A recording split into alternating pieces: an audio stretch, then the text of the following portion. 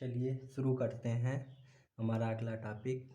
इससे पहले क्लास में हमने कोरियोलिस के बारे में पढ़ा था ना, कोरियोलिस फोर्स कैसे काम करता है। तो आज हम उसी के बारे में पढ़ेंगे। काफ़ी सारे टॉपिक के बारे में पढ़ना है हमें। तो कोरियोलिस इफ़ेक्ट में तो आप कुछ लिखे नहीं थे, तो उसमें थोड़ा लिख लीजिए। कोरियोलिस इफ़ेक्ट में लिख लीजिए। लिखिए कोरियोलिस इफ़ेक्ट। कोरियोलिस बल पृथ्वी के घूर्णन से उत्पन्न विक्षेपण बल है। पृथ्वी के घूर्णन से उत्पन्न विक्षेपण बल है जो वास्तव में भ्रामक है ना कि वास्तविक बल। संचरित वायु में पृथ्वी के पश्चिम से पूर्व क्रियायामी घूर्णन के कारण संचरण पथ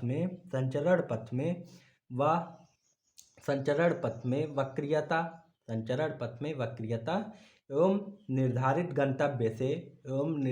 गंतव्य से विस्थापन कोरियोलिस प्रभाव कहलाता है, जो पीजीएफ के समानुपाती होता है तथा फ्रिक्शन के विश्वानुपाती होता है। कोरियोलिस प्रभाव विषुवत पर न्यूनतम ध्रुवों पर महत्तम या अधिकतम होता है। तो ये कोरियोलिस प्रभाव के बारे में आप लोगों ने लिख लिया होगा।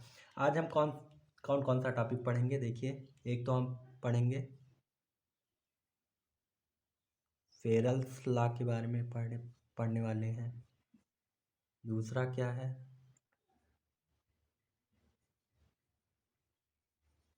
वायवलेट्स लॉ के बारे में पढ़ेंगे हम। तीसरे में हम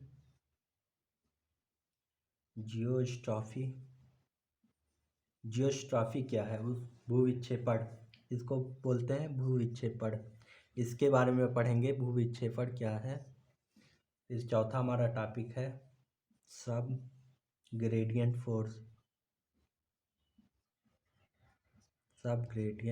फोर्स के बारे में पढ़ेंगे। पांचवें में हम क्या पढ़ेंगे, सेंट्रीपिटल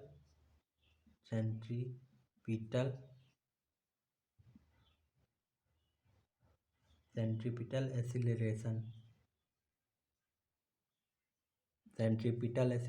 के बारे में पढ़ेंगे। Centripetal acceleration. छठवें में सेंट्रीफ्यूगल एक्सीलरेशन के बारे में पढ़ेंगे।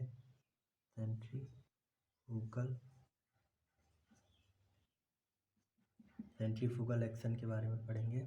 नौवें में पढ़ेंगे फ्रिक्शन फोर्स।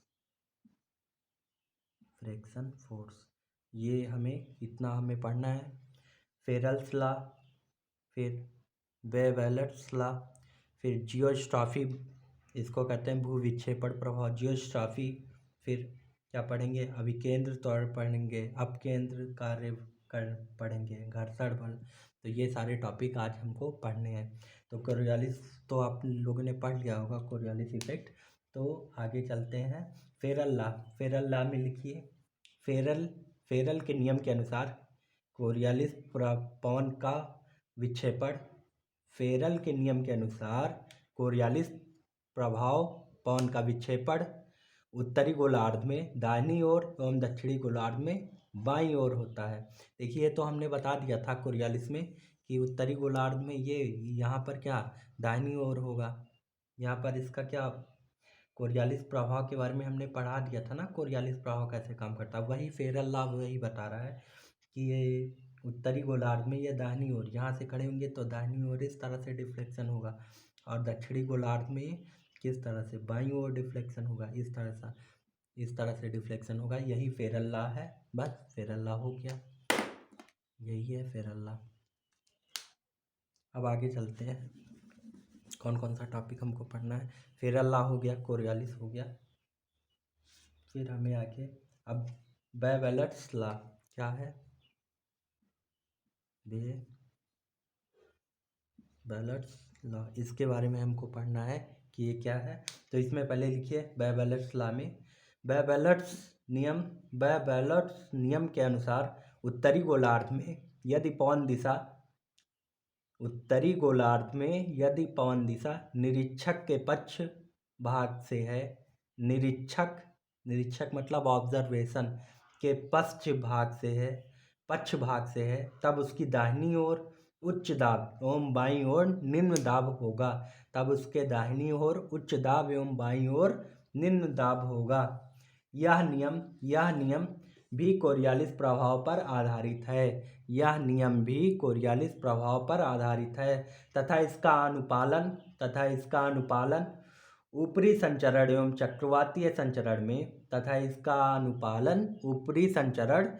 चक्रवातीय संचरण में विशिष्ट रूप से देखे जाते हैं। भूविक्षेपण बल कोरियालिस प्रभाव से ही उत्पन्न होते हैं।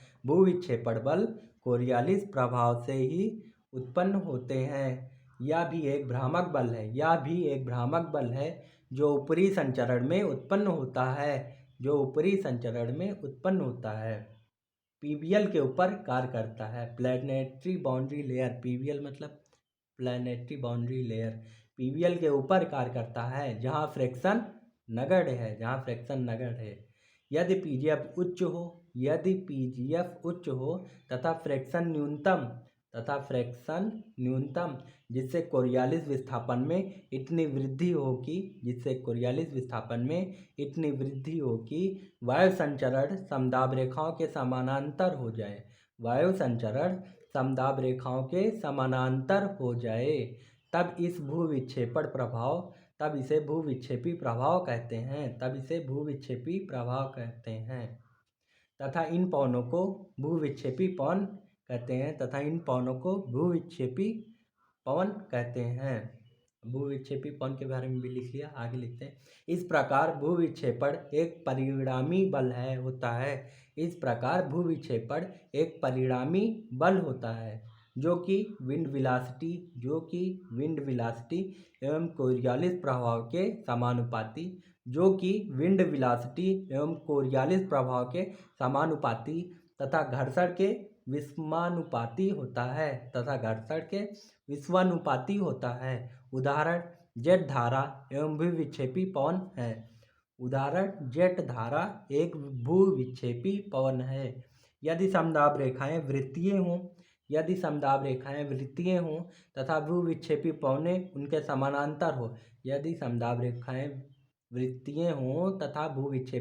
उनके समानांतर हों तब उसे ग्रेडियंट विंड कहते हैं। ग्रेडियंट विंड वृत्तीय होते हैं। मुख्यतः ऊपरी संचरण में प्राप्त होते हैं। उपप्रवणता बल में लिखिए। उपप्रवणता बल का अर्थ है दाबांतर या दाब प्रवणता में वृद्धि।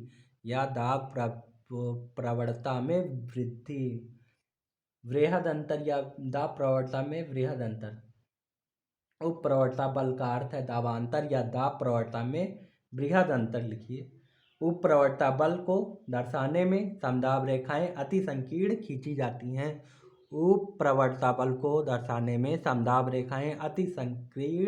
जाती हैं। पवन गति यदि केंद्र की ओर हो तब त्वरण कार्य करता है और केंद्र से बाहर हो तो मंदन कार्य करता है, जिसे अपकेंद्रीय शक्ति भी कहते हैं। इतना लिख चुके। अब हम आपको समझाना है आपको कि बेवेलेट्स लॉ क्या है। आ जाइए बेवेलेट्स लॉ के बारे में समझते हैं हम। देखिए बेवेलेट्स लॉ में होता क्या है। इसमें ये है हमारा, ये ले लेते हैं अर्थ है पोल। अब क्या होता है कि यहाँ पर नॉर्थ पोल है, ये हमारा नॉर्थ पोल है, ये हमारा साउथ पोल है। तो यहाँ पर क्या था, कोरियालिस प्रभाव, जब नॉर्थ पोल पर से खड़े होकर इस तरफ देखते हैं हम, तो कोरियालिस इफेक्ट किस तरफ लग रहा था हमें, यहाँ से अगर खड़े होंगे तो इसके किस तरफ लग रहा होगा,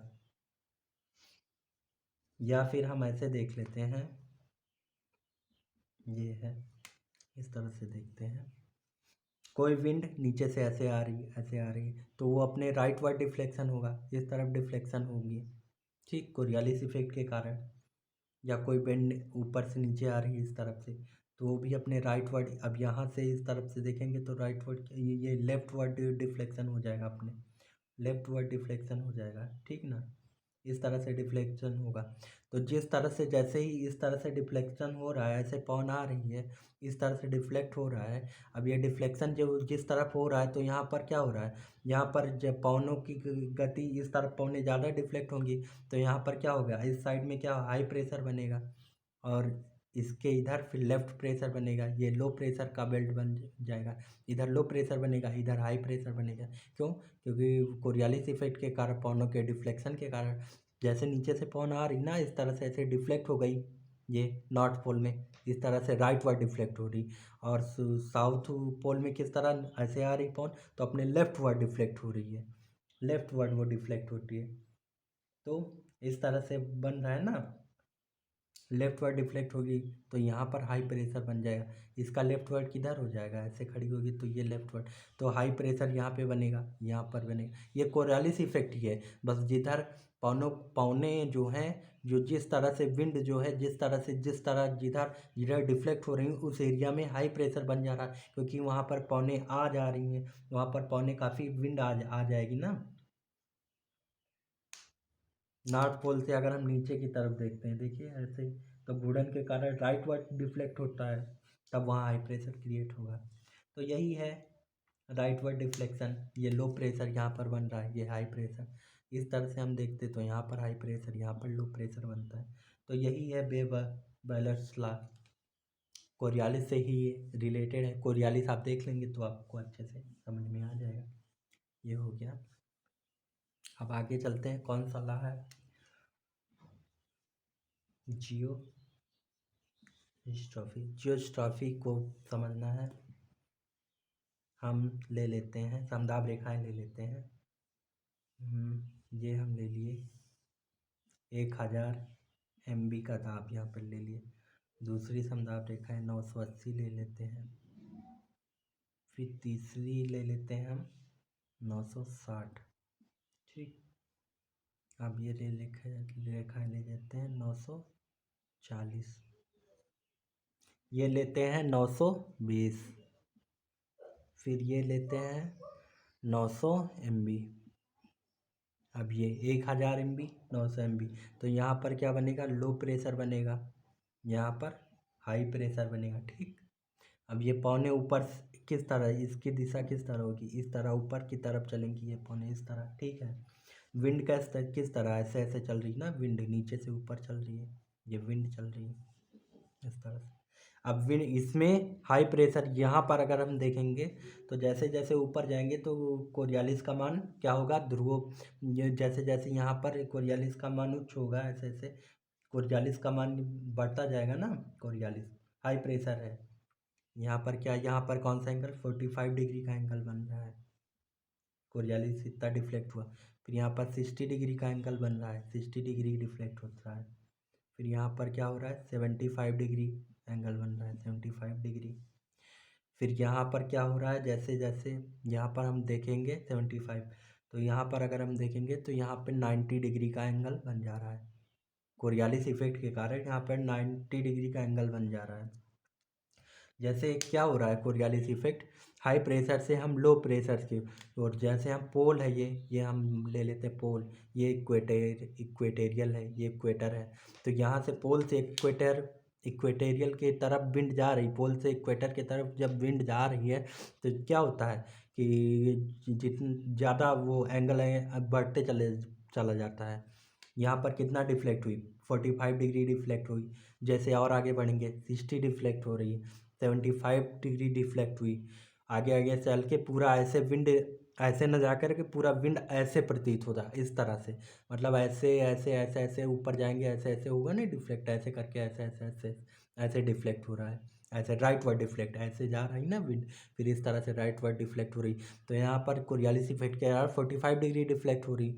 फिर आगे बढ़ते हैं हम 980 उस पे एटमॉस्फेरिक दाब इतना प्रेशर पे बढ़ते हैं 60 डिग्री, फिर आगे 75 पे बढ़ते हैं, फिर 90 पर ये क्या मिलती है हमें कि ये इस तरह से एकदम इस तरह से 90 डिग्री पर डिफ्लेक्ट, मतलब कोरियालिस इफेक्ट बहुत तेज लग रहा है इस तरह से, ऐसे जाके मतलब बहुत तेज कोरियालिस इफेक्ट यहाँ पर।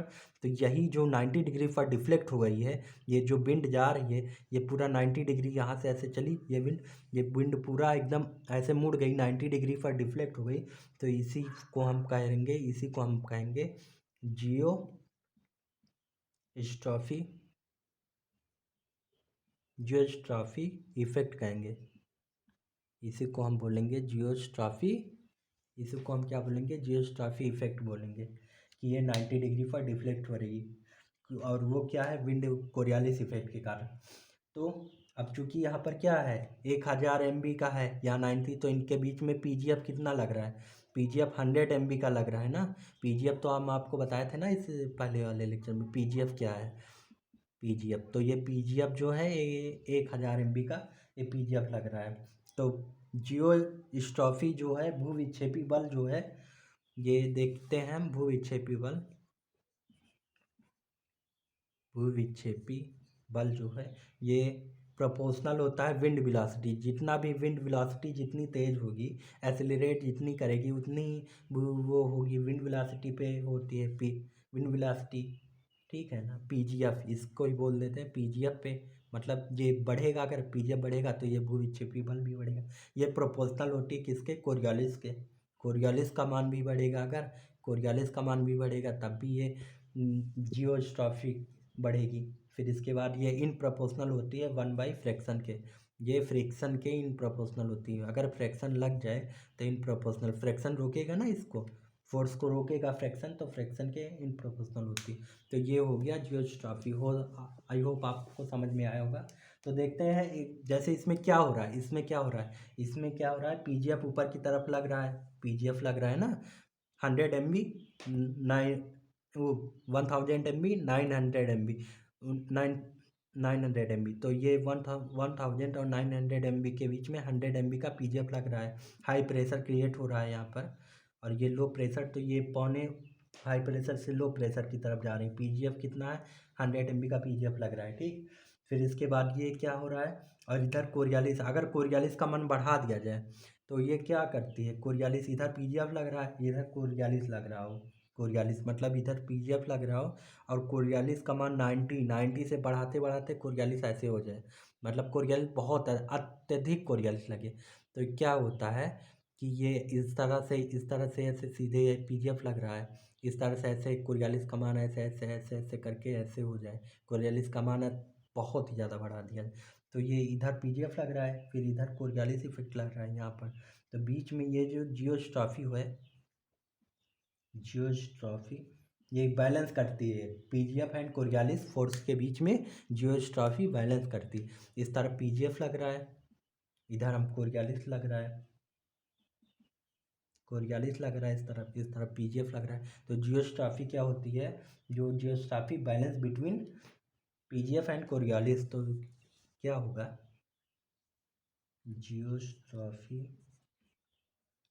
ये करेगी balance between PGF and Coriolis PGF between Coriolis. देखिए ये हो गया ना, ये आपको समझ में आया होगा, आई होप आपको समझ में आया होगा।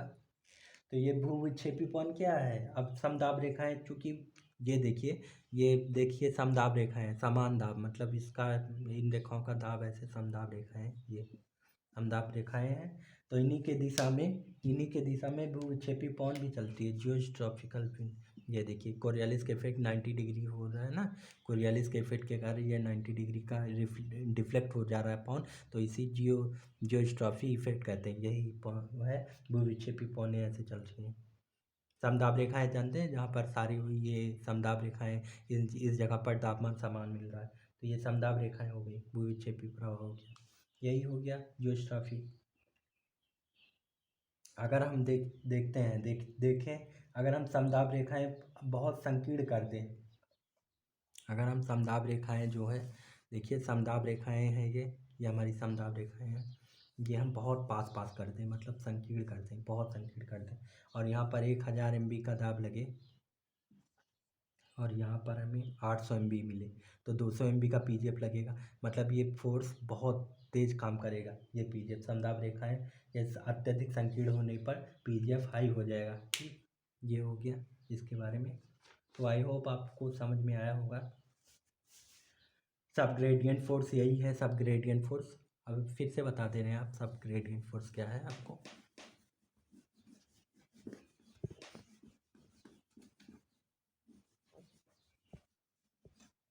चलिए देखते हैं सब ग्रेडियंट फोर्स। देखिए सब ग्रेडियंट फोर्स क्या है हम समझते हैं। ये हो गई हमारी, ये हो गया, जैसे हम ले लेते हैं, ये हो गया, यहाँ पर है 800 MB का दाब लग रहा है, यहाँ पर 1000 MB का प्रेशर लग रहा है, यहाँ पर 800 MB का दाब लग रहा है, यहाँ पर 1000 MB का प्रेशर लग रहा है। ये ले लिए हम।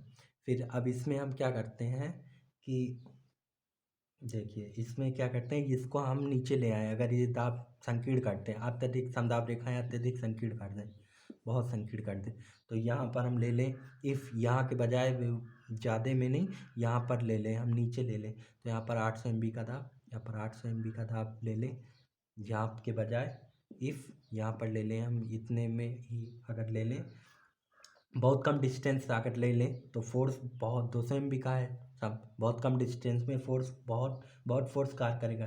तो क्या होगा, विंड वेलोसिटी तेज हो जाएगी ना, इसकी विंड वेलोसिटी क्या होगी, इसकी विंड वेलोसिटी तेज होगी। तो यही बोलते हैं इसको सब ग्रेडियंट फोर्स, सब ग्रेडियंट फोर्स इसी को बोलते हैं। उपप्रवणता बल यही है सब ग्रेडियंट फोर्स। आई होप समझ। अब देखिए समदाब रेखाएं, अब इसमें और बता देते हैं। अगर आइसोबार को क्या बोलते हैं, समदाब रेखाएं। अब ये जो है आइसोबार, अब यही आइसोबार ये किसमें सर्कुलर में ले लेते हैं, यही आइसोबार ये ऐसे ऐसे सर्कुलर में ले लेते हैं, सर्कुलर में। ठीक, तो यहाँ पर लो ग्रेडियंट फोर्स है, तो यहाँ पर लो प्रेशर क्रिएट हो रहा है होगा सर्कुलर में, ऐसे ऐसे जब सर्कुलर में ऐसे वर्क करें, तो यहाँ का दाब कितना हो जाएगा, यहाँ का दाब ज़्यादा है, यहाँ का दाब कम ले लेते हैं, तो ये जो है आइसोबार समदाब रेखाएं के ऐसे सर्कुलर में ले लेते हैं, तो ग्रेडियंट विंड इस तरह से काम करेगा। ठीक, ये हो गया ग्रेडियंट विंड हो गया, ये इस तरह से काम करेगा। भूविक्षेपी पवन इस तरह से चलता है, भूविक्षेपी पवन समदेव रेखाओं के समानांतर, और ग्रेडियंट विंड इस तरह से काम करता है। समदाब रेखाएं को अगर हम सर्कुलर में ले लें तब वही इस तरह से काम करेगा।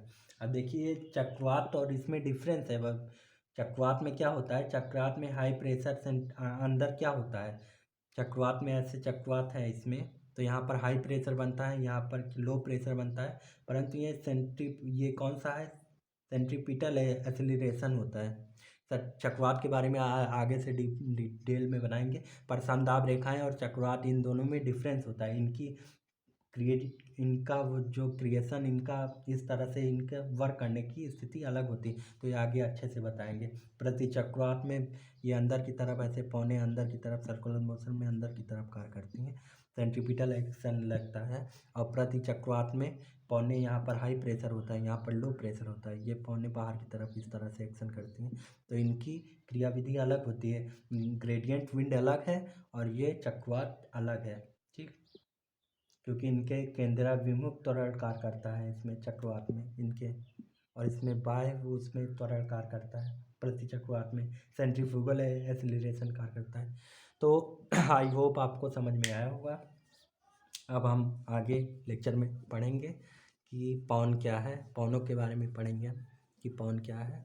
तो ये इसका पार्ट 2 होगा, इस पवन के प्रकार, पवन के प्रकार के बारे में पढ़ेंगे। ठीक, तो आगे चलते हैं, पवनों के बारे में पढ़ते हैं।